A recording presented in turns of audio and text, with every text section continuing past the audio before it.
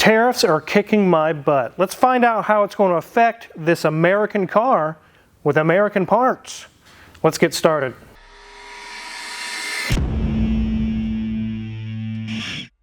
This is a 1967 Ford Mustang. It's not a high-end boss model or anything like that, but it is a convertible. We're going to find out that shiny paint and a presence from the vehicle that looks like a very nice, perfectly sorted car, actually sometimes it's not. This customer brought it to us with one complaint: it won't start. They didn't know much else about the car, but we're going to show you when we look around it that it's very dusty. It's been sitting quite a while. And sometimes when it ran great before you stopped driving it, as that time span elapses, things start to fail that you didn't realize. We're going to show you today how we got it running just to find another problem and our issue with the tariffs. But before we dive into that, let's take a look around this beautiful Mustang. Isn't that an iconic front end, Mrs. Wizard? It is. It is absolutely beautiful. As I go around this thing, you're going to see it's in very nice shape. I've worked on a few of these in the past that were pretty bad, pretty roached out. This one is not roached out. It seems to be an original survivor. You can see on the side it does denote that it is the 289 V8. This is back before we did 5.0, 5.7. We weren't doing liters, we were doing cubic inches back then. It does have the nice strake that goes along the side. It looks like it's kind of a vented thing, but it's just for looks. So as we come around to the back, you can see it says Blue Pony. And there's a trick I love with new mechanics or people that are new, younger generations, I guess I should say. I say, go open the gas cap and watch them walk around 4 or 5 times and they're like, I don't think it has one. Back in the 60s and 70s, we were putting gas in the center rear of the car. Always. Right here. It even has the little ring to hold it up while you put gas in. A lot of other models, especially in the 70s, you would tilt down the license plate and there would be your fuel filler neck. And again, down this side, equally nice. It is dusty, like I mentioned, but really it's very presentable. Let's go ahead and open the hood. Another fun game to play with younger generations is ask them to pull the hood release handle on an older 60s or 70s car, especially the 50s and 60s. And again, after about 10 minutes of searching, they go. Just like I've showed you guys in the past, I had a Generation 1 Dodge Viper. And even in 1994, they were hearkening back to the old days. There was no hood release cable. There isn't even one on here. You just go around to the front of the hood and release it with the latch.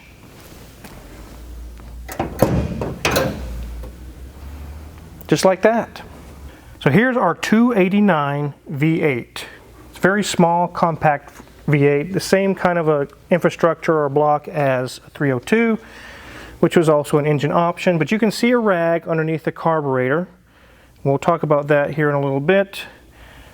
But this one's clean. It doesn't look like it's been modified. It doesn't have a bunch of performance parts on it. It's been hacked and cut up and messed with. I really love it when I open a hood on an older car and it's clean. It's stock like the way it was when it came off the assembly line. We do see it has air conditioning, but I believe that's aftermarket. I don't know that that's stock. We'll find out when Mrs. Wizard does the interior review. But before we dive into that, let's talk about why this car was here. So it came in, you could crank it forever, it won't start. You could try this, try that, starting fluid a little bit in the carburetor to make sure it's getting fuel, nothing. It won't start. Junior Mint's our old car mechanic. He's a younger guy, but he's completely open-minded to all the old stuff. I know some younger guys that say, I don't want to touch points, I don't want to touch carburetors, I don't want to touch this old stuff. It's garbage. It's not garbage, it's just old. And he pulled the distributor cap off. He's like, I bet it's been sitting a long time and the points are ruined. And he was right. Here's the old points. You can see here when I open the points, this top portion here is completely corroded away. There's nothing left. And you can see all the corrosion between the contact surfaces is really, really bad. So those of you who don't know what points are, back in the day before electronic ignition, you had a mechanical device that pulsed voltage to the ignition coil and took care of opening and closing the field the electrical field inside the coil. There was no magic microchips or anything that took care of that. It was just an old school points. As the distributor rotor would spin, there's a tiny little cam that has lobes on it, and it would just sit there and open and close these. Just like that. Now the argument can be made, why didn't you just clean the points, Wizard, and call it good? I didn't want to clean them because I saw one contact surface was completely eroded down to metal. You don't just clean that and send it.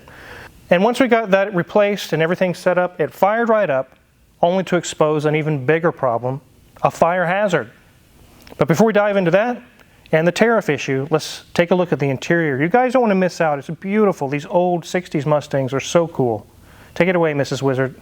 Welcome, ladies and gents. It has 62,254.1 miles. And yet, Wizard and I just discussed this. Do we think it's 162 or just 62? And we both agree. This is 62,000 miles on this car, and it is going to present so well. Look at the gauge cluster. I love the design, the very center speedometer, and then all of our other gauges we need on the side. Look at the dash. It's in amazing condition. Look at the grille up there. It's all in fabulous shape. This is just an absolute time capsule. So move down, we have our glove box. Push the button. And we can see it's got a few items in there, but looking good. I like how we have a switch here for our emergency flashers. Looks quite aftermarket though. As we move over, well, it does say Mustang, but it also says JVC. I do not believe that that would be original, just because, well, we don't have all those options back in 1967. So, okay, but it does look rather period. It does look rather nice. As we move down, you can see we have our adjustments for the HV8, well, the H system, I would say, or at least the vent system. But as we move further down, yes. Wizard was wondering, is this original AC or is this aftermarket? This would be original. Look at that Ford logo in the center. That makes this actually a little bit more rare of a model because the AC was just not something standard they put into most cars. They love to upcharge you that when you bought the car. As we move back, you do see that we have our gear selector in the center. It does show that it is an automatic. The carpet is a little bit stained in some places, but it's original. So even though it's stained, it's in great condition. You know, material-wise, in great condition. Maybe not the stain, but that's another story. As we look at our seats, they are in superb condition. Maybe a little bit of fading just from sun use, but nothing crazy. See, it does have seat belts. They're non-retractable, but seat belts would have been an extra $15 back in the day. Even more if they were retractable. The door card, these things are in look at that. That is just a great condition. Looks so nice with that light blue and then the navy blue as well. As we look at the back seat, it's in just as good of shape as the front seat. It's got more of that nice kind of a speckle design in the center. As we scroll to our floor, we can see more of that really great carpeting, and they do have the cover for when the top is down. As we look at the top, it's in good condition. I don't see any, light spots, anything like that. No holes. It's in good shape. And when you're back to our steering, it is absolutely huge.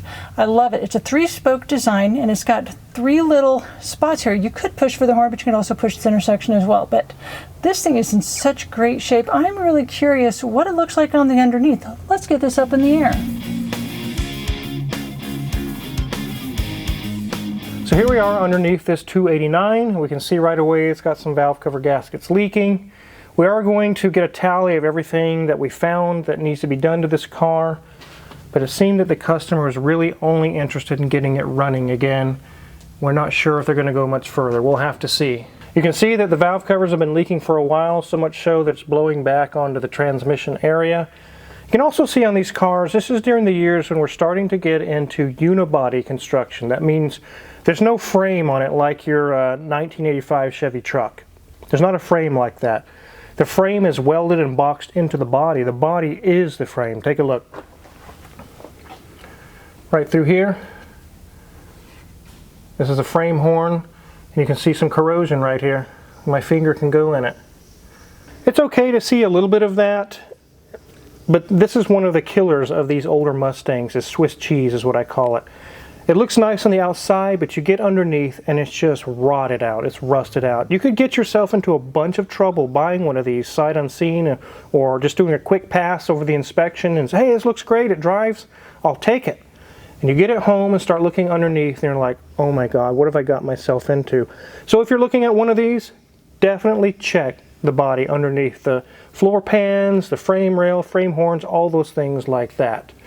But definitely an oil leak. Let's get this jack out of the way and continue on the inspection. So power steering was an option on these. They had manual steering stock, but you could pay $85 and get power steering. And basically all they did is took the manual steering setup, even the steering gearbox is still a manual gearbox, but they added a hydraulic cylinder and a kind of a hydraulic sensor to tell which direction it's going. Take a look.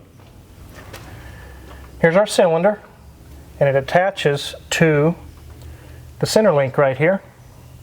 This is the whole steering linkage.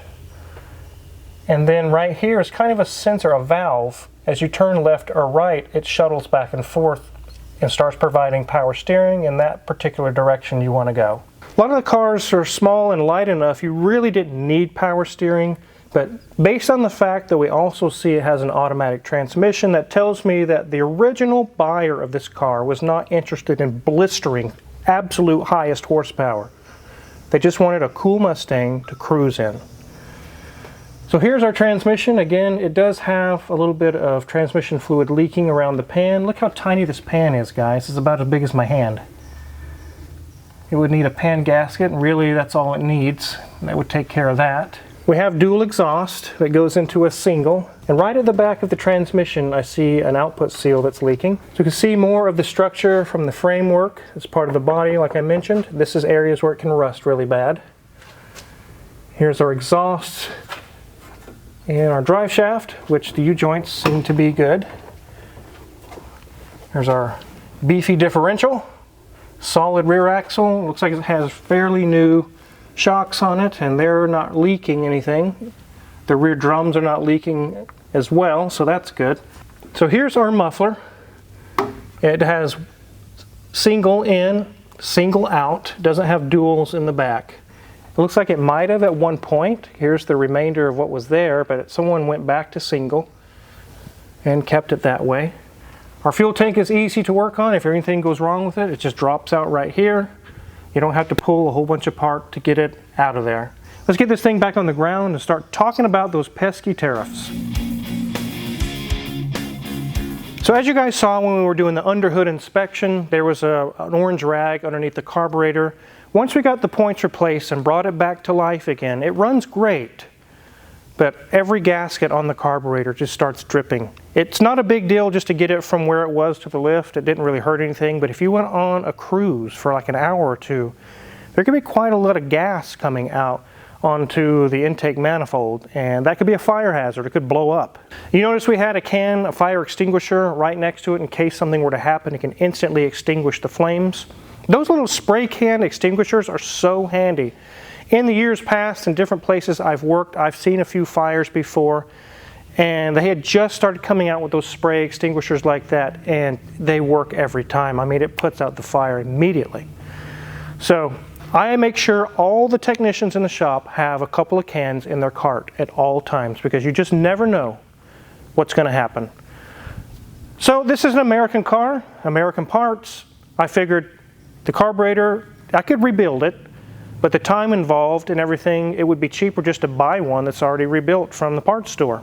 I've used a few of those. They work pretty good. I've had good luck with them. So I contacted the local parts store. I'm not going to mention names because I don't need lawsuits. They said, sure, we'll get you one. 180 bucks, cheap. So a couple days passed, hadn't got it. They called and said, that one we can't get you, but we'll try a second one. They didn't say what was going on yet. Okay, I'll try the second one. That one didn't come through. And today, just today, we found out on the third one, it didn't go through either. So I asked the manager, I was like, well, what's wrong? Is there like you guys out of stock or something? He goes, no, we have them in stock. Our parent store gets these from Canada. And we contacted our suppliers and our warehouses, and due to the tariffs, they absolutely refuse to ship us any. I said, well, I'll be happy to pay the tariffs. I got to get the parts. You know, it is what it is. I understand. And I'm not fully, if I'm against or for the tariff, I'm not even getting into that. What I'm getting into is I needed the part and I couldn't get it. I said, well, how about I pay the tariffs? And they said, no, the companies told us it doesn't matter if you pay it. They refuse to even work with us. I said, all right. So get me a rebuild kit. I will regasket it and reseal it and go through this carburetor. I'll do it myself. Okay, so they called back a couple hours later. Same story. It's amazing how many American parts for an American car come out of Canada. Tons. The same story. They refuse to deal with us. They're not going to ship you any parts. Finally, the manager said, I'm going to go through one of our American warehouses. I think we might have 1 or 2 of these left. And then after those are gone, I don't know what we're going to do. He found one. It'll be here Monday. And I'll get that replaced, take care of this hazardous fuel leak situation. I'm personally starting to get worried. Again, I'm not pro or against tariffs. I'm not even getting into that. It's just the basic logistics of running my business. As you can see, we work on a lot of cars that are not from America. There are a lot of parts. Rolls-Royce, Audi. There's a Ferrari over there. There's a couple of Jaguars in the shop. We work on a ton of those types of cars, Bentleys, Lamborghinis, all these different brands. I'm worried that either the parts will be double the price or maybe 20, 30% more, or maybe they just won't get them at all. I don't know how this is going to play out or how it's going to turn out, but it's sad that I'm starting to see the results of those tariffs on an American car in America with an American parts company. It's kind of weird. So what would you guys do? You're a shop owner. Give me some comments, some advice.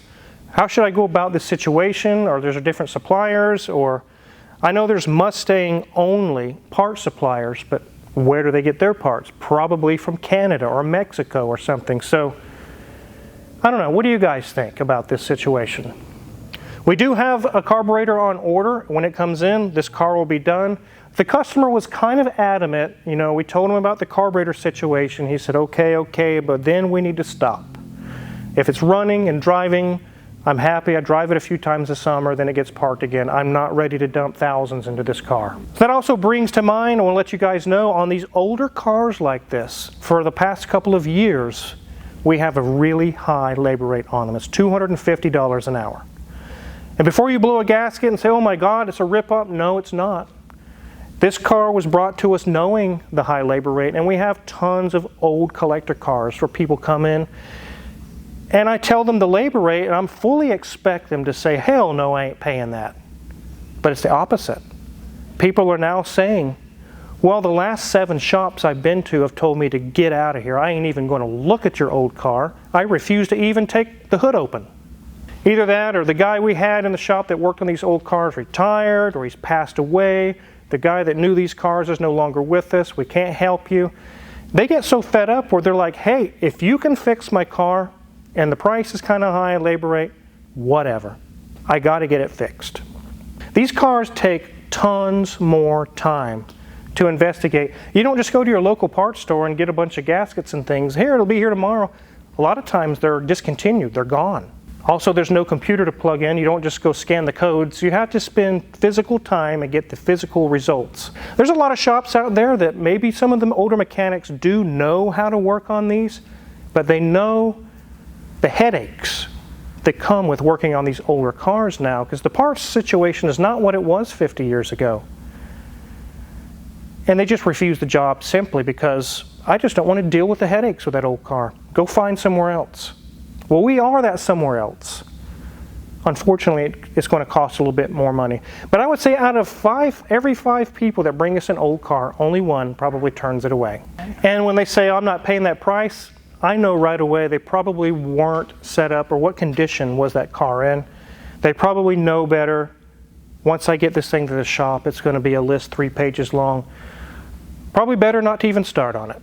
So definitely wanted to get a video on this really sweet 67 Mustang. It seems to be all original. Like Mrs. Wizard showed you guys in the interior review, it has the original Ford air conditioning. It probably was something that was installed after the sale. I don't know, it could have been at the factory. You guys can let me know. I'm not really aware of how that was done. But if you're curious what kind of tools we're going to use to work on this old Mustang or any other car in the shop, check our Amazon affiliates link in the description below. The tools we use in the shop are for sale there, and if you purchase any of them, we get a small cut and really appreciate it. Make sure to hit the subscribe button because there's tons more cars. We're filled with cars right now, which means tons of videos for you guys. Thanks for watching.